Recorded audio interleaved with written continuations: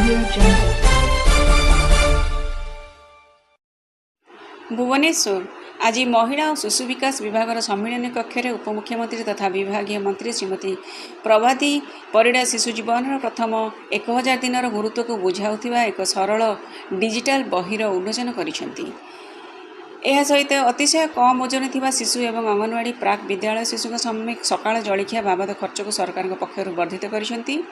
राज्यर 6 मासरू 6 वर्ष बयस अतिशय कम ओजन थिबा शिशु मानकु प्रदान करा जाउथुबा परिपूरक पुष्टि खाद्यर दैनिक खर्च को 8 टंकारु 12 टंका को वृद्धि करा जायछि। यह सहित मुख्यमंत्री संपूर्ण पुष्टि योजना अधीन अतिरिक्त 6 टंका प्रदान करा जाउछि। फलस्वरूप वर्तमान एही शिशु मानकु प्रतिदिन सर्वमोट 18 टंकार खाद्य जोगाई दियाजिबो। राज्यर प्राय 35,000 अतिशय कम ओजन शिशु एही सुविधार सीधासलख लाभ पाइबे एवं एथिपाई राज्य सरकार वार्षिक प्राय 10.7 कोटी टंकार अतिरिक्त व्यवहार वहन करिवे।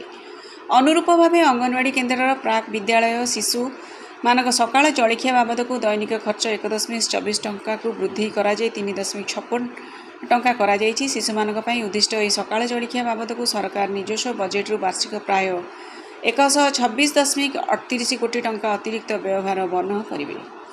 मान्यवर मंत्री प्रकाश करिसेंती जे शिशुर सामग्रिक विकास में जीवन प्रथम 1000 दिन सबुठारु गुरुत्वपूर्ण समय। एही समयर गुरुत्व को प्राधान्य दिया जाय महिला और शिशु विकास विभाग पक्षरु प्रस्तुत हेउथिबा एही बहिरे ओडिया भाषा रे अति सरल भाव जीवन प्रथम 1000 दिन प्रतिटी स्तर एवं तार जत्न विषय बुझाई दिया जायछि। अंगनवाड़ी दीदी माने निजर गृह परिदर्शन समय एही बहीटी को व्यवहार करी हिताधिकारी मानकु सचेतन करिवे। एथि सहित समस्त हिताधिकारी पाखरे एही डिजिटल बहीटी को राज्यर समस्त अंगनवाड़ी कर्मी माध्यम और सोशल मीडिया द्वारा पहुँचाइबा पई प्रयास करा जायछि। एथि सहित मान्यवर मंत्री आह्वान देइछन्ति प्रत्येक माता पिता और परिवार सदस्य यह पढ़ी दैनंदिन जीवन में प्रयोग कले राज्यर एक सुस्थ माँ सुस्थ शिशु सुस्थ परिवार गढ़िबार स्वप्न साकार हो पारिबो।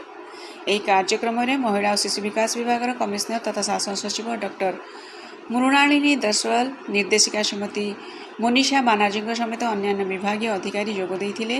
सेहीपरि राज्यर समस्त जिलार जिला समाज मंगल अधिकारी शिशु विकास प्रकल्प अधिकारी डीसी पोषण और सुपरवाइजर माने आभासी माध्यम रे कार्यक्रम में जोग देइथिले। समृद्ध ओडिशारू रजत।